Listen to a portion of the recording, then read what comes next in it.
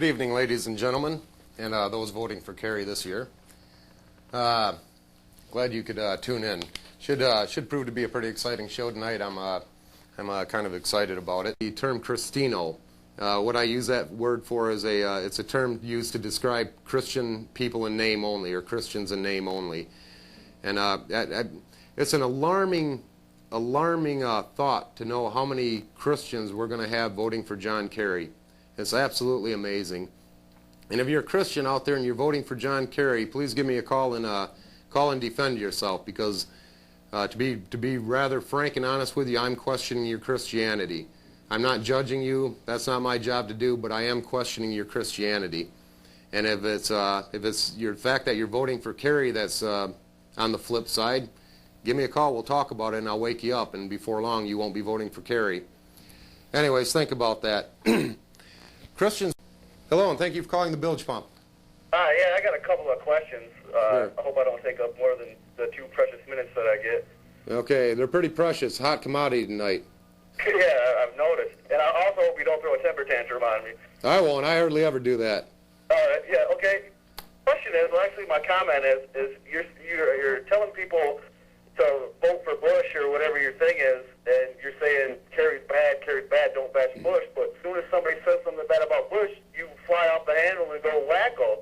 No, okay, now stop. Let me address that. I didn't fly off the hand and went wacko. I actually agreed with one caller. I thought that President Bush should come out with more town meetings and keep the American public more in tune to what it is that he's thinking. He probably should have, but he didn't, and that's why he'll lose. And my other comment is, isn't there in the Constitution or something called the separation of church and state? No, there's not. There's another misfit idea that you only get from the left. There is no constitutional separation of church and state. Okay. Look up, no, stop right there, because you made an argument. That's a great point. Look up the Constitution of the United States. You can do that on the internet or any library resource. Look it up and find it. Praise God in school because of separation of church and state, right? No, you can't do it because of liberal Democrats. That's why you can't do it.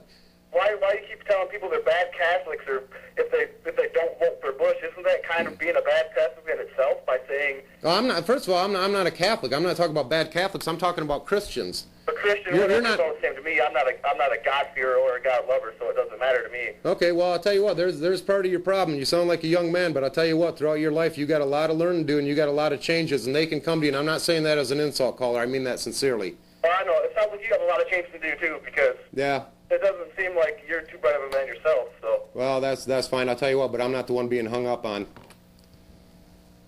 These people are terrorists because they're ignorant people.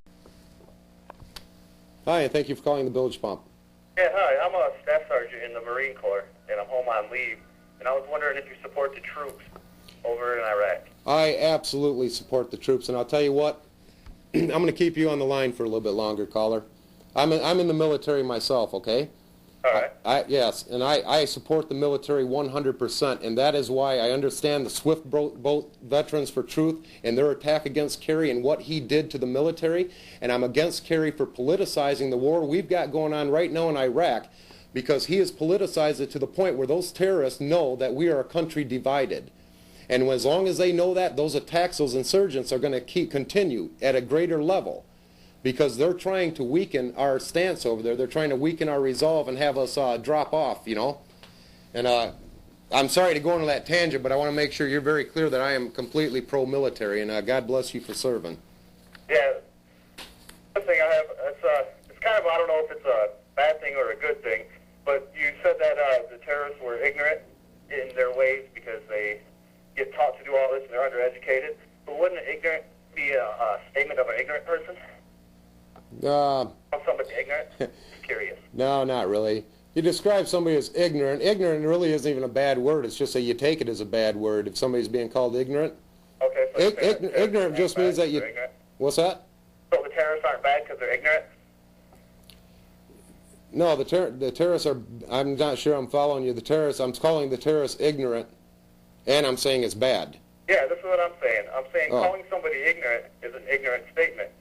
And then you said ignorant people aren't bad, so that would mean you're saying that ignorant people are good. No, I'm not saying that. Okay, let's bring that a little further. Ignorant people can do bad things. These people are bred to hate Americans right from the beginning. Okay, they're not privy to all the information we've got in a free society. so they remain ignorant. And One real because quick of that, comment, I know you're short on time. Would an ignorant person hang up on somebody? yeah, I imagine. Good, because you hung up on me earlier when I called, so I guess that would make you ignorant. Okay, well, that's a good comeback. You want to hang up on me now and feel better about yourself? No, I just would like to kick you in the balls if I ever see you. Okay, thank you. Have a good night. You too. Wow. Hello, and thank you for calling the Bilge Pump. Hello, and thank you for calling the Bilge Pump. Yeah.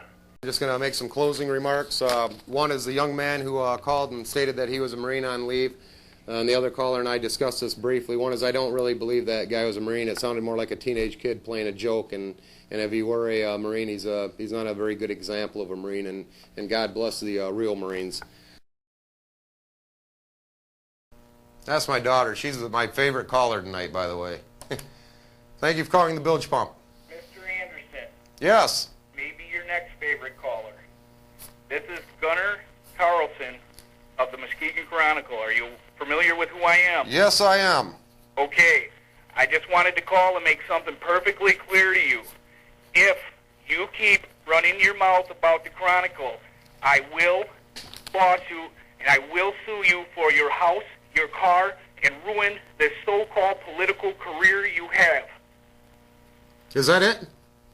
Yeah. For now, what do you got to say? You were having me call in. What do you got to say? What do I have to say? That I think your Chronicle's left-wing. I think you print things from a biased left. I think you do. Okay. You know what? You want to sit down? Do you want to sit down and go over your own Chronicle, Mr. Carlson? No, sir. I'm not here to debate a person of the likes of you. So how about I just come down to the studio and me and you go cuff to cuff right there in front of the cameras and let the people decide who's the real man? Oh, that's what you want to do, huh? Yes, sir. Okay, fantastic. And I will jack you in the jaw so quick that your head will spin. Really? Okay. Your rebuttal. My rebuttal? Yes. I say if you're feeling froggy, hop. Oh. Have a good night, caller. I want to get back to that caller that called me up and said he was Gunnar Carlson. Okay, he was not Gunnar Carlson. I got a call in that says they want to make sure that I announce that, and I do want to announce that. I could tell that wasn't Gunnar Carlson, by the way, because he's not going to act like that.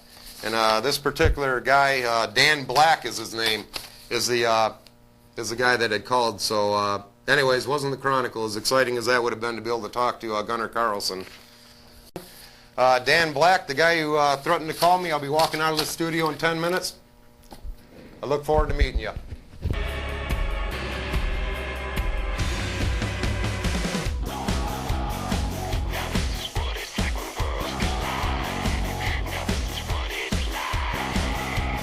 I want to speak to the person who called the show and pretended to be Gunnar Carlson. Last week, if you remember, he threatened to come over here and jack my jaw up or something. I would like that guy to call me or at least email me at the email address on the screen. I want to find out how he got a disconnected number to show up on the caller ID and a bogus name. That's what happened with that caller. And I'm just interested in knowing how he did that, because that is phenomenal.